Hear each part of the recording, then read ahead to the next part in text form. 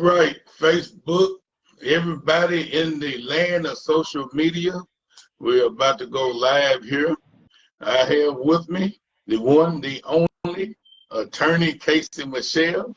Give her a round of applause. So Hey. she's a humble soul. She's here with us, and she's gonna give us some insight on some laws. And her and I had a conversation last week about some stuff, and kind of blew my mind. I don't know if we're gonna get that deep today, but Probably not. we, we're gonna see what she has out there. But I'm gonna let her introduce herself, and we're gonna go from there. Thank you. I'm Casey Duhart. I am employment counsel for a healthcare company. When some people are like, employment counsel, what does that mean? Are you an attorney at a law firm? Can you take my case? And I'm like, no, I used to work at a law firm defending companies when they got sued by employees.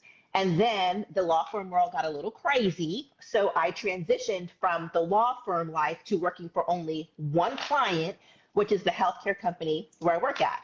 When I say I'm employment counsel, I defend the employment claims that come in from current or former employees based on their employment experience. That has a plethora of various claims that can come in. And I'm not going to, I'd be here literally for like 10 years if I was to talk about all the various types of employment claims that are out there. Absolutely. But I will say one thing.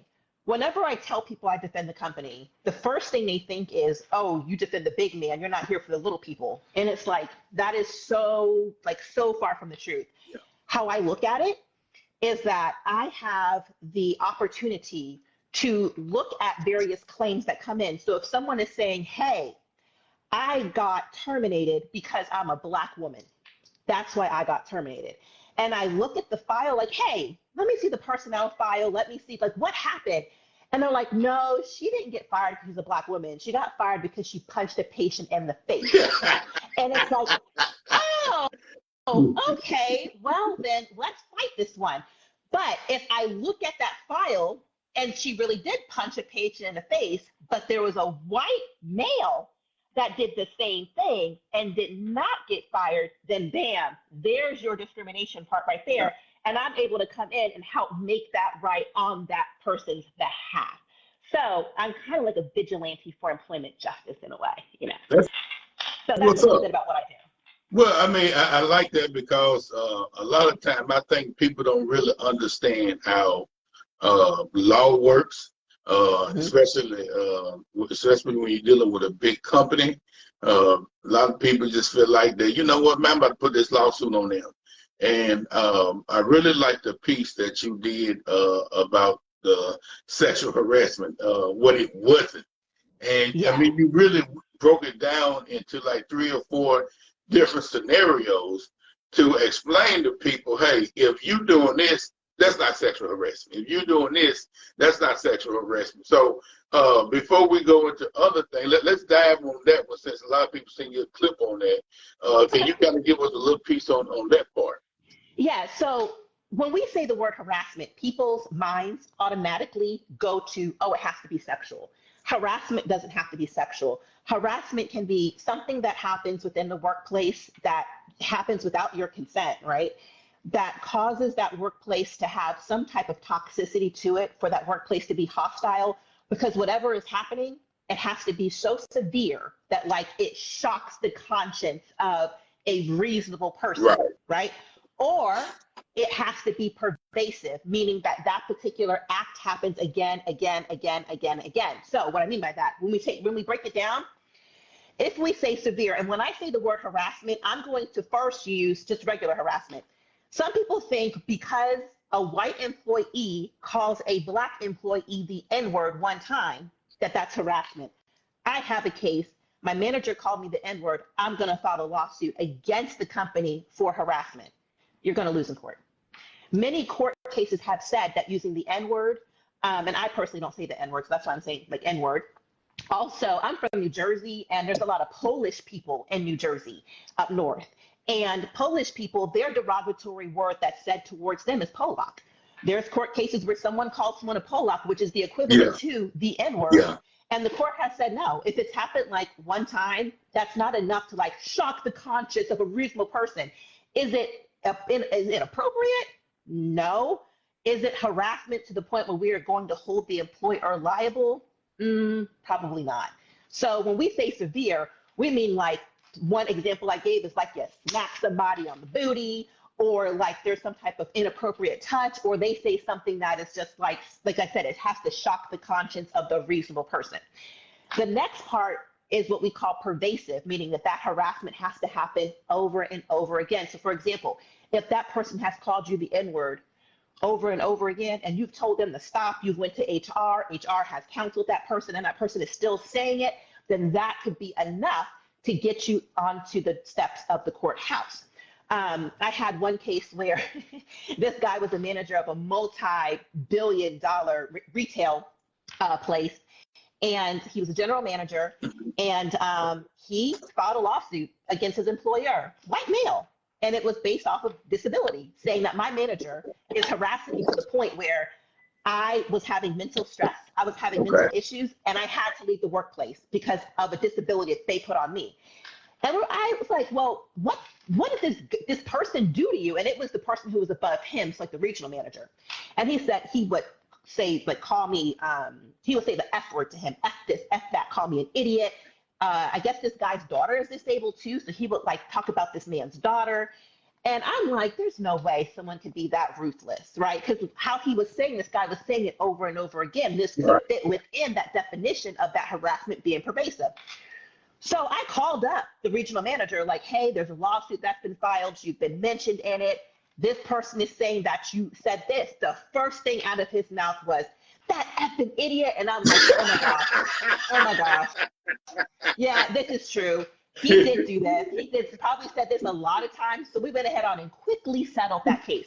So that's an example of when I say harassment. Some people think my manager rolled his or her eyes at me. They're harassing me. Or they didn't invite me out to lunch. They're harassing me. Or, you know, they don't talk to me like they talk to everybody else. They're harassing me. You may not like it, but that's not the legal definition of harassment under the law. So that's just your general harassment. Now, when we talk about sexual harassment, this is what gets people into trouble. This is what I see, right? So you have people who want to date in the workplace, or not even say date. They just want to fool around. They want to mess around. And when they do that, 9 times out of 10, it's not coworkers who are of equal status.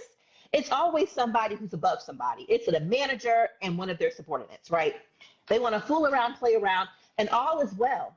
All goes well until somebody says they don't want that thing happening anymore, or if somebody says that they want more from that particular entanglement or that situationship, and that's when things blow up. Right. So something could seem consensual at first, but if somebody can easily flip the script and say, hey, I did what I did because I felt as if I didn't do it, my job was going to be in jeopardy. I was going to get fired, or I wasn't going to get that promotion, or they were going to dock my pay, and that's why I did what I did. And I have an example for that. We had a situation happen. This is when I was at the law firm. I was representing a company, and this particular lady, and she was single woman, and there was a married man with a son, with a young son. And she reached out to him first on Facebook Messenger. When I had to go through all their messages, binders this full of all their messages. It was like reading a romance love saga gone wrong, right? Telenovela, what do you say? A telenovela, something like that.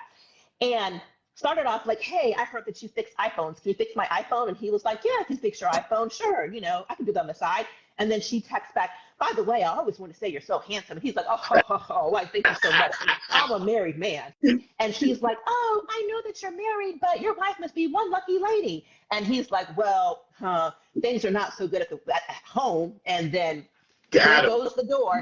Next thing we know, here goes all these sex pics being sent back and forth. Yeah. Then he started going to her house during lunch breaks, and they were getting it on at various conference rooms at the place where they worked at. And he kept telling her, I'm going to leave my wife. I'm going to leave my wife. I'm going to leave my wife. Well, guess what? He didn't. He didn't leave his wife. He didn't leave his wife. All hell broke loose. She ended up, and what happened was he and his wife had planned a trip to Disney. And he had told her that before they go on this trip, that's when he was going to break up with his wife. When she found out that he did not break up with his wife, that they indeed went on this trip in Disney, because I think he posted pictures on Facebook or whatever. Social media can get you in trouble, by the way. Yeah, it will. When she saw that, while they were gone, she went to his house, spray painted all on the fence, "My husband is a cheater." She took glass beer bottles and bashed them all on his driveway. So when they came home, there were shards of glass all over the driveway. And of course, he knew what was going on. But of course, his wife was like, "Oh my gosh, what's going on?" And when they got back, when she knew that they were in the house, she called the cops and said, "There's a domestic dispute and gave the address. You need to hurry up and get there." Cops show up at his house, and he answers the door like, "Can I help you?" And they're like, "We got to call this domestic dispute." I mean, all this stuff.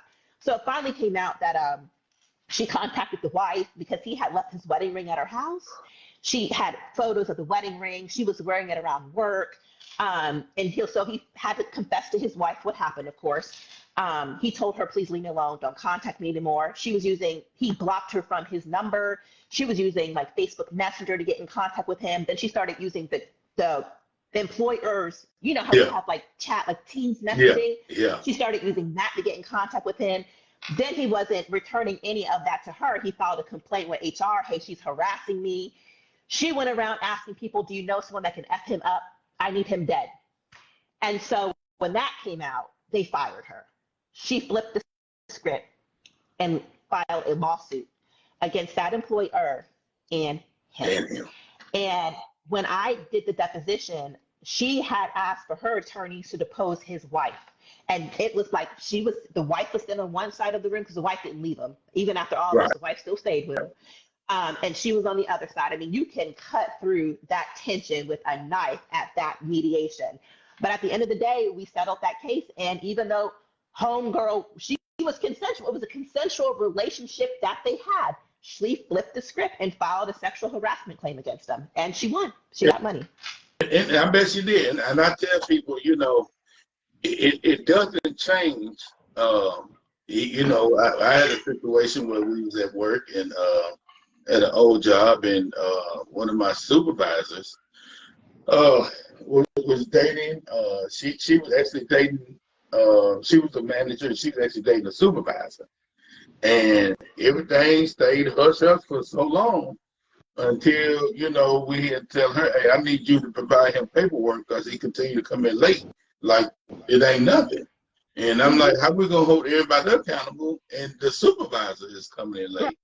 And then as soon, she was trying to come out with every ways not to do this paperwork, which was kind of a red flag. And then once people were like, "No, we done gone through all that. He can be served this paperwork." Well, then after that, that's when it came out that they was having a relationship, and he did file sexual harassment because he was making it seem like that the sex depended on how many hours and stuff he could and could not work, and so it got ugly. She did lose her job and stuff, but in due time he did get back to the but I'm just saying, people have to be real careful with that, especially when, like you said, that there's a supervisory up under that with a subordinate, and that can go wrong real quick. All it takes is for something that was promised that's not promised. Not to fulfill. And working in this field of behavioral health and the correction for both of them together over 30 years, one thing I learned, and I tell people all the time, the same behavioral health plan, behavior modification plan that we use on kids, children, youth, juveniles, or whatever, it's the exact same one you use on employees, because everybody has to be, hey, this is the expectation and this is the reward, and you got to continue to keep people on track. And if you don't, they get off track, and here you go. Because sometimes it's the old saying, they don't believe fat meat is greasy. I've never heard that one before. Well, that's stuff. Where you from? New Jersey. Oh, see, you're not South. You're not from the South. You're not from the South. Okay. I've lived, now that I left New Jersey when I was 14, So now collectively, I lived in the South. We left New Jersey when I was 14, moved to Florida. So I lived in the South longer than I lived up north, but I still have, of course, my Well, northern roots. And let me get this thing, but there's a lot of people I know that lives in Florida, from Florida, but they don't consider themselves from the South in Florida. it depends on what part of Florida you're in. See, That's very true. see, That is very true. see. Well, let me ask you this. Since we're talking about law, we know that you're a labor law attorney. What got you into that field compared to other fields? All right. So first of all, before I became an attorney, I was a teacher. I taught for 10 years, and I have a bachelor's and a master's degree in education. My bachelor's is in education. My master's is in special education. Okay. So I taught for 10 years, and I thought when I made the decision, I always wanted to be a lawyer, but went down the route of education for other reasons. But I always thought when I became a lawyer that I would do maybe family law, maybe criminal law, because honestly, sometimes people don't understand all the areas of law that are out there and everything that you can do if you have a law degree or you pass the bar and you get your bar license. So when I went to law school, I was 32 years old when I went. This was back in 2011 and 2012. And so I just thought family law, criminal law, that's really all that's out there. But when I went to law school, you have to take a writing class because writing legally is different than any other kind of writing that's out there.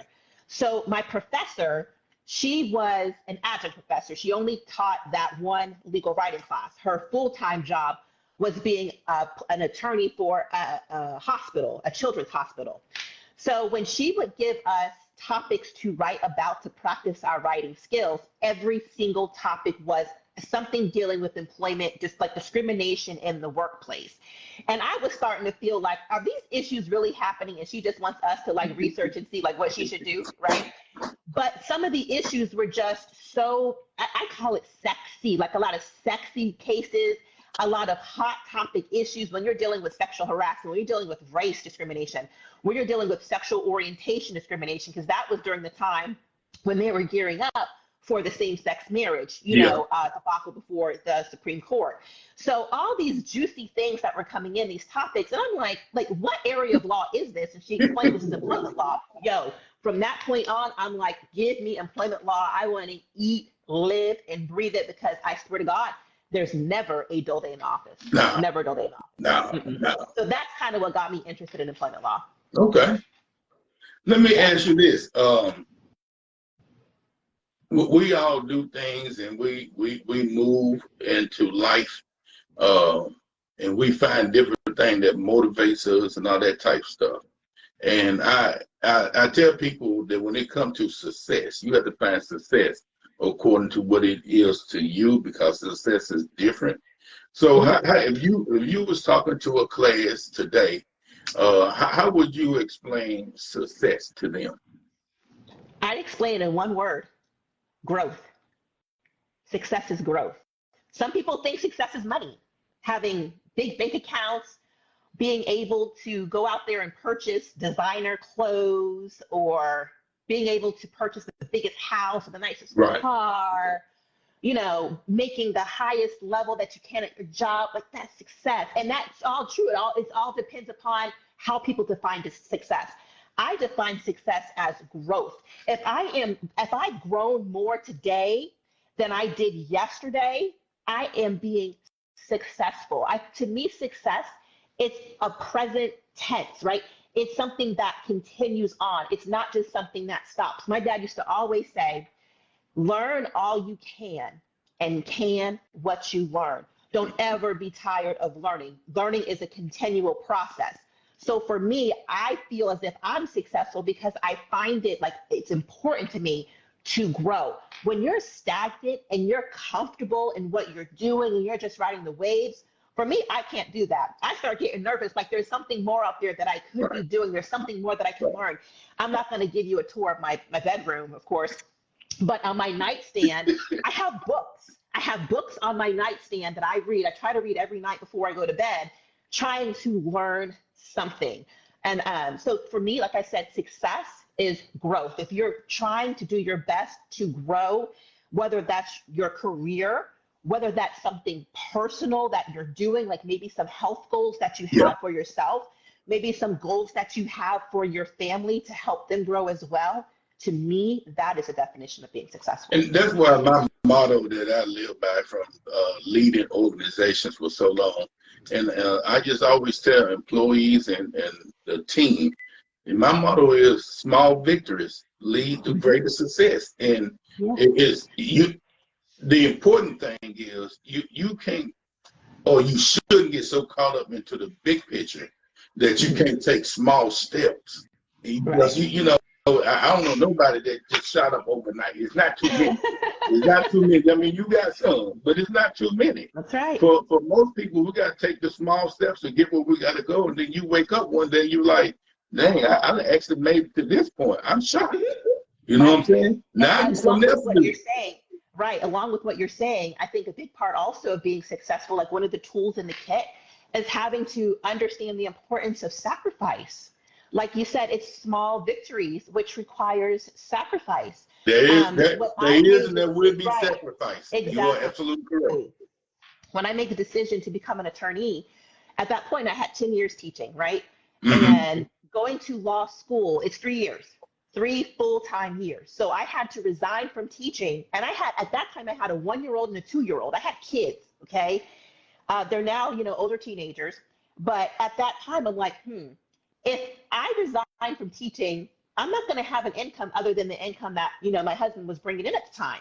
So therefore, this is all that we're going to have, which isn't much, when you have a whole household income that's being taken away. And I was the breadwinner, breadmaker, whatever they call it at that time. I'm like, all right, it's going to take 3 years.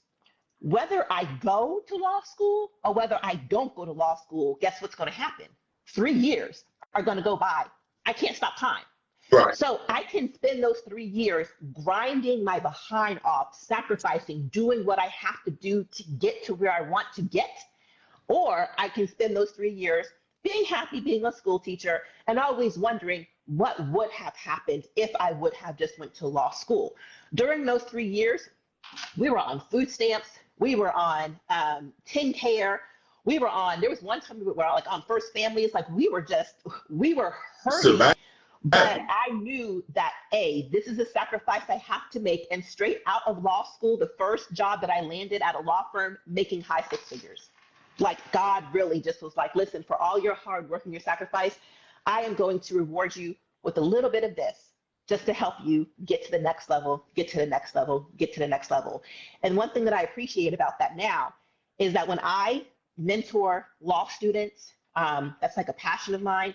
When I try to help them out, when I talk to them, if there's anything that they need, I help them with, because I know what it was like being a struggling law student. Absolutely. Absolutely. And, I totally agree with that, because as leading organizations, especially in the corrections field, especially dealing with juveniles, a lot of your employees is going to be young people between the age of 21 to 27, 28 years old.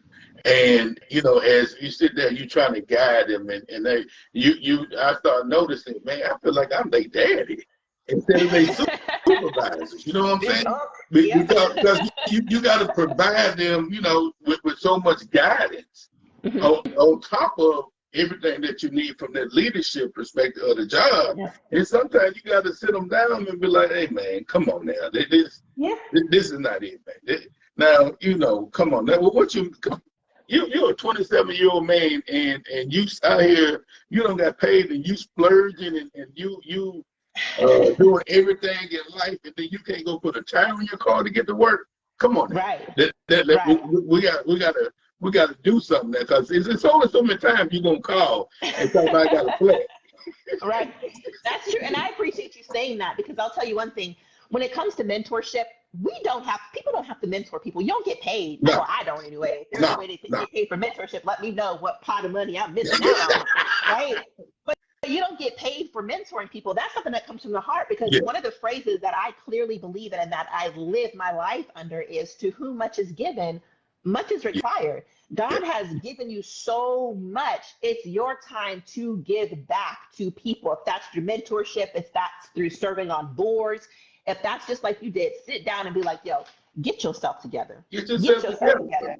putting yourself in that situation to do that, then hey, you are definitely I giving mean, back. and not that any one of us is perfect, but come Hmm. on now, let's put some guidelines together. Let's put some steps together. Let's put some stance and some tasks together. And at the end of the day, let's put some commitments together. Very That's true. what it is. It's commitment and sacrifice. Come on now, you got to move on. You can't be, or you should not want to be in the same position mentally as you was at 30 something years old as you was at 22. Very true. Very true. That's a level of growth.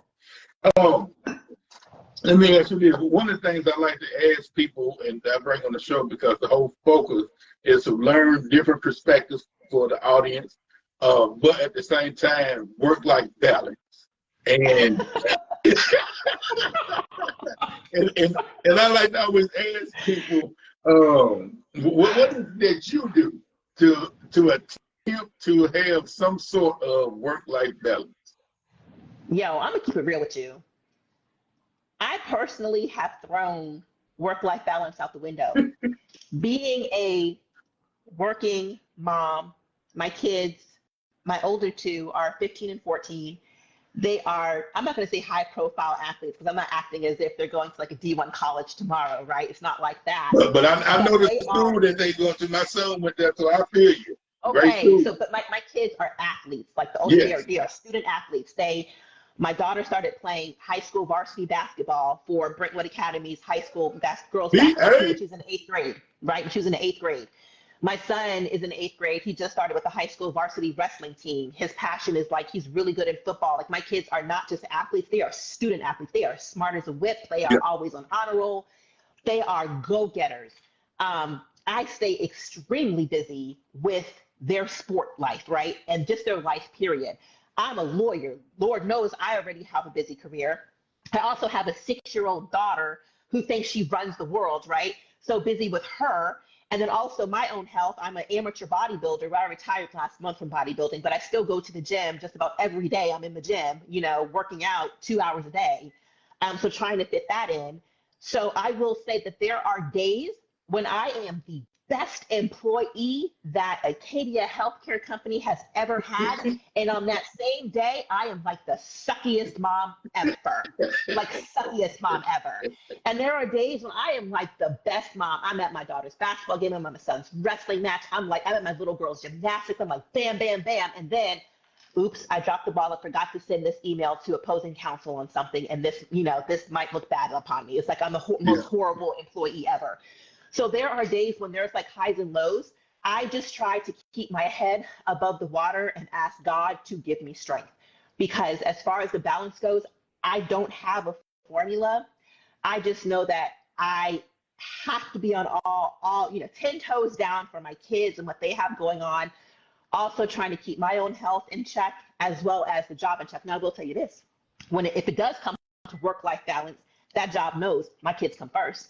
I don't stay at that job till 5, 6, 7, 8 o'clock at night like they did the law firm. I'm out that job 3:30 to go get my kids from school, to go to their sporting events or whatever. And if I need to log back on to the job at nighttime to get some work done, okay, I'll do that. But they know, don't be looking for me at 4 o'clock or 5 o'clock. No, I'm with my kids because they matter.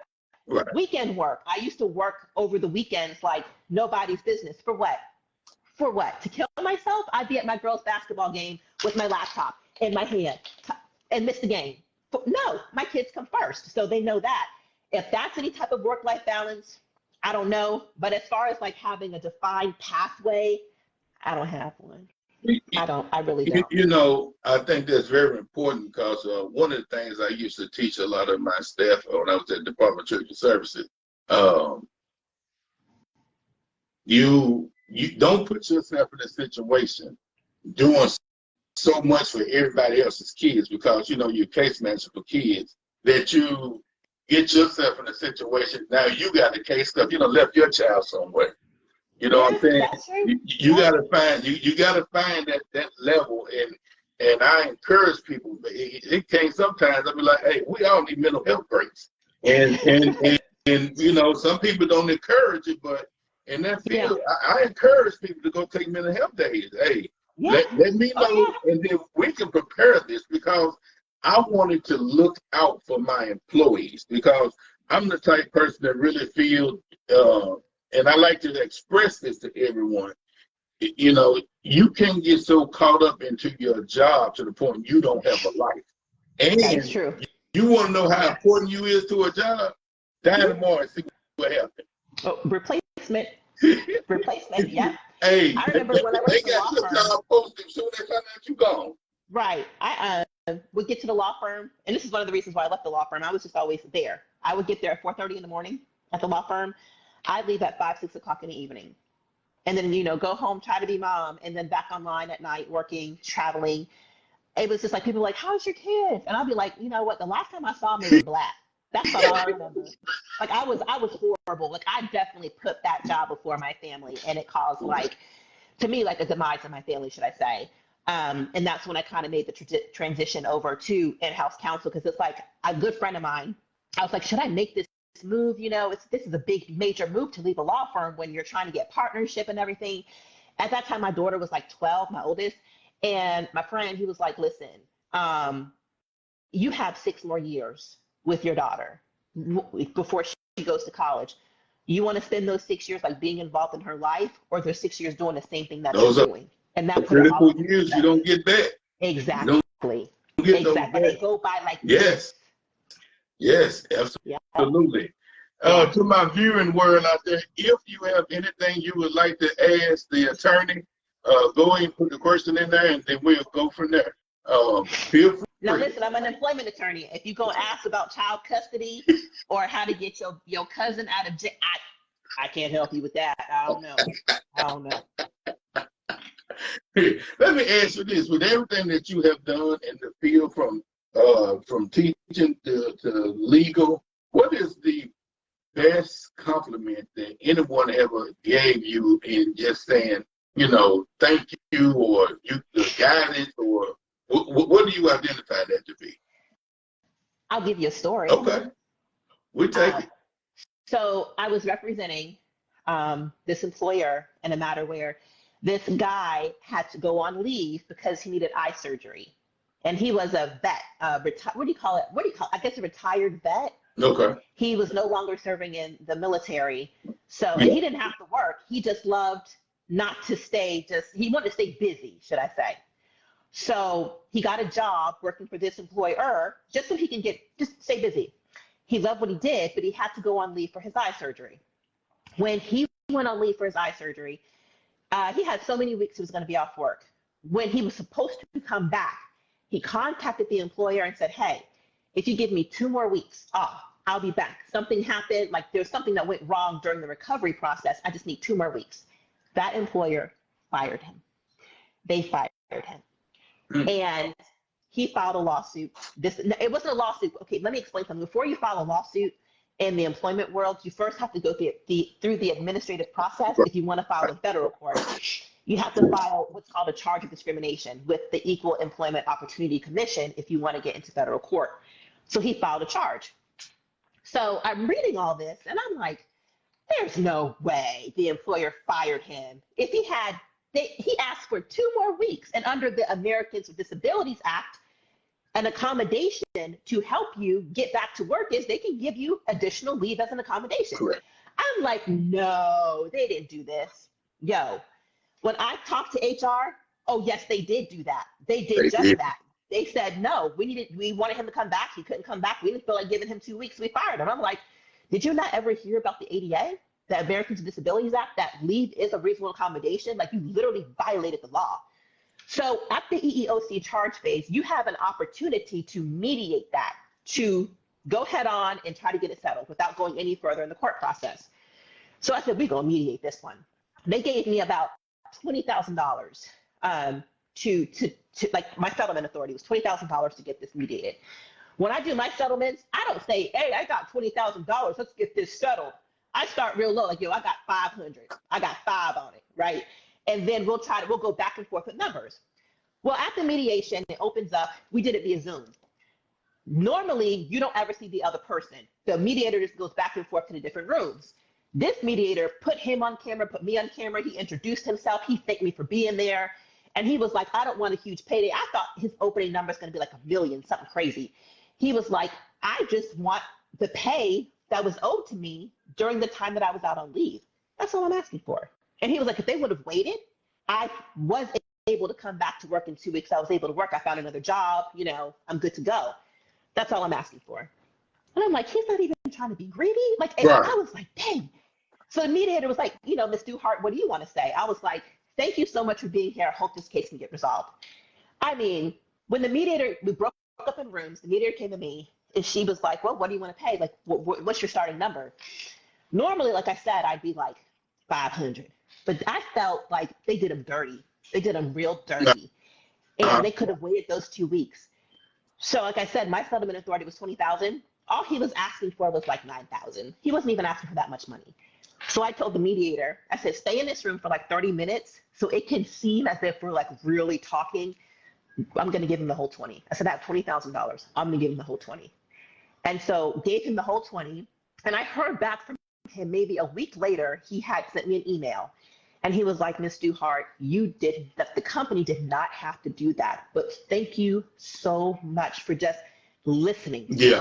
For just listening. And I'm not much of a crier, but I was like, you know, and that's just an example of, you know, as an employment attorney, you have the opportunity. I can't go back and erase what they did to him, but I have the opportunity to help make it right. Will $20,000 help make it right? Give me $20,000. I can show you what I can do, right? I don't know if it'll make it right, but I do know that he felt as if he was, if anything, he was being heard by somebody who can help make it right. And that's the best compliment I've ever gotten. That's what's up. I like that. Yeah. I like that. Well, let me ask you this before we wrap it up. I always like to ask, is there anything you would like to ask me? Golly, no, I wasn't expecting that type of question. You can say no, it's okay. No, there's not anything that I would like to ask you. I'd like to thank you for bringing me on, and everybody else that you have, you know, like I said, to whom much is given, much is required, for you having people on your lives to give back to the community and give back to people on things that, you know, that they may be pondering about, things that they haven't heard before, and just making their mind stay, helping them be successful with that one word I said, growth. So thank you for what you do. I appreciate that. Now, as we wrap up, I'm gonna throw this in your lap one more time. Leave the audience with a thought, a motto, or something that you ready. Yeah. So this is one thing I tell everybody. People don't understand the power that they hold in the legal space. So what I mean by that, if you do feel that you have been aggrieved on your job, maybe your wages are messed up, maybe you're starting to feel discriminated, maybe you're feeling retaliated against because you made a complaint about somebody and now you feel as if your hours are being cut short, or different things are happening, you feel like you're being retaliated against, there are employment laws out there to help rectify those matters. Right. But those things can't get rectified unless you use your voice. What do I mean by that? Go to your HR. If you have an HR department, go to your HR and make sure that you file a formal complaint. Once you've done that, if things still haven't worked out, use that legal power that you have. Go to your local EEOC office to file that charge of discrimination, retaliation. If it's something dealing with wages, like your pay, go to your state's Department of Labor to start get that process as well going. And then you can go to the steps of the courthouse. But just know that you all out there, and this is somebody who defends companies, right? You have legal rights. So make sure that you utilize those legal rights. And if you ever need help, I mean, I don't represent people in employment cases. I have, like I said, just that one client, the healthcare company, but I can always help lead you in the right direction or help make you think, okay, what next steps should you do? I appreciate that. If you know if I need help, I'm calling you. Text me, email me, message me. I'm going to find you one way or another. You know where my office is. You literally know where to reach me. All right, y'all. We want to thank Attorney Casey Michelle being in the house. Of course, you know, we're getting ready for the holidays, and I just ask that everybody be safe throughout these holidays. And remember, small victories lead to greater success. I am Dr. Woods, and you have just been hit by the Raw Approach. Peace.